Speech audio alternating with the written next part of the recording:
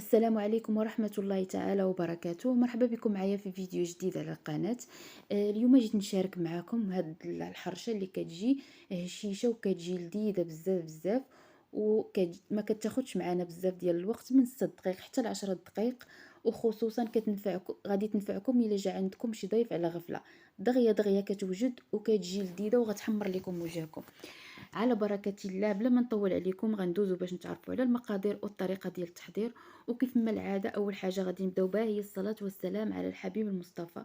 اللهم صل وسلم وبارك على سيدنا محمد وعلى آله وصحبه أجمعين. على بركة الله غادي ندوزو نتعرفوا على المقادير والطريقة ديال التحضير. بالنسبة للمقادير هنايا غادي نحتاج 2 الكيسان العنبة ديال السميدة ديال الحرشة أولا رابعة.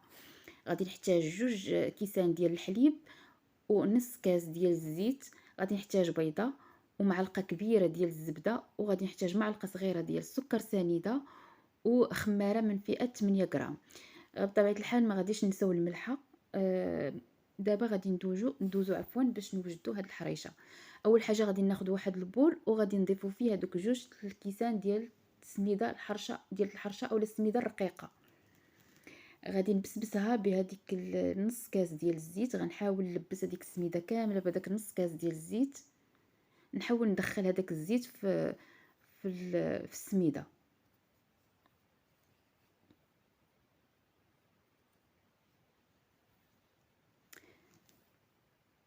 من بعد كناخذ معلقه كبيره ديال الزبده اللي تكون درجه حراره المطبخ، وضفت هنايا معلقه صغيره ديال السكر اولا السكر حبيبات، وضعت معلقه اولا ربع معلقه ديال الملح، المهم ملح حسب الذوق.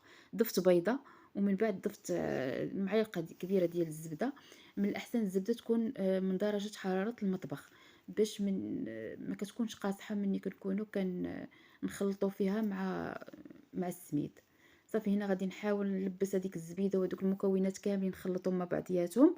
وغادي نضيف الخماره اللي من فئه 8 غرام.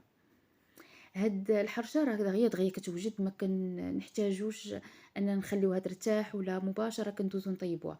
صافي هنا غادي نضيف 2 الكيسان ديال الحليب. غادي نخلط مزيان وغادي نخليه على جنب. الوقت اللي غادي نوجد فيه المقله اللي غادي نخوي فيها هاد السائل ديال الحرشه. صافي هنا خديت واحد المقله. خذوا المقله اللي بغيتو. انا هنا خديت المقله حجم كبير. الا خديتوها ناقصه شويه على هاد المقله غادي تجيكم شويه طالعه. المهم تقدروا تخويوها حتى في المقله ديال المسمن او المقله الثقيله. دهنت هنا بشويه ديال الزيت ورشيت بشويه ديال السميده اللي ضفتها في الحرشه. صافي هنايا خويت هذاك الخليط. هي دغيا دغيا كتشرب. خويت الخليط في المقله، وهنا المقله راه بارده ماشي سخونه. انا مباشره وجدت المقله خويت فيها الخليط، ما تسنيتش على الحرشه.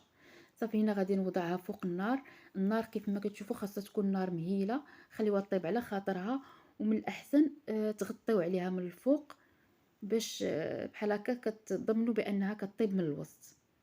صافي هنا غطيو عليها بشي بلاطه ولا بشي صفيحه ولا اللي بغيتو. المهم غطيو عليها من الفوق، وبحال هكا ملي تبدا تنشف مره مره طلعوا عليها من التحت واش طابت ولا مازال. انا هنايا حاولت نهزها شويه باش نشوفها من طابت، لقيتها تحمرات من التحت. صافي غادي ندوز باش نقلبها. المهم نتوما قلبوها كيف ما بغيتو.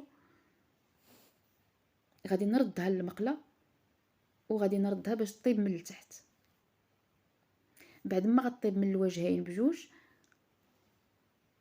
غنتسنى عليها حتى طيب من الوجهين بجوج، وغادي نشاركها معكم. قبل باش تعرفوها واش طابت ولا لا، حاولوا تدخلوا واحد الموس بحال الكيك، الا خرج ناشف راه هي طابت. صافي هنا بعد ما وجدت الحريشه ديالنا، هذا هو الشكل النهائي ديالها. كتجي لذيذه وكتجي رطبه فتيه. شوفوها راه انا من كثره ما فتيه يعني ما تقدروش تهزوها بيديكم. صافي هنا غادي نقطعها ونشاركها معكم باش تشوفوها كيفاش كتجي في الاخر. راه كتجي بنينه بزاف بزاف، خصوصا الا ضفتوا لها الجبن والعسل. هذا هو هذه هي الرطوبيه ديالها. كتجي رطبه وكتجي لذيذه وكتجي بنينه. غادي نجربوها وغادي تنال الاعجاب ديالكم. صافي هنا غادي نكون ساليت معكم لا فيديو.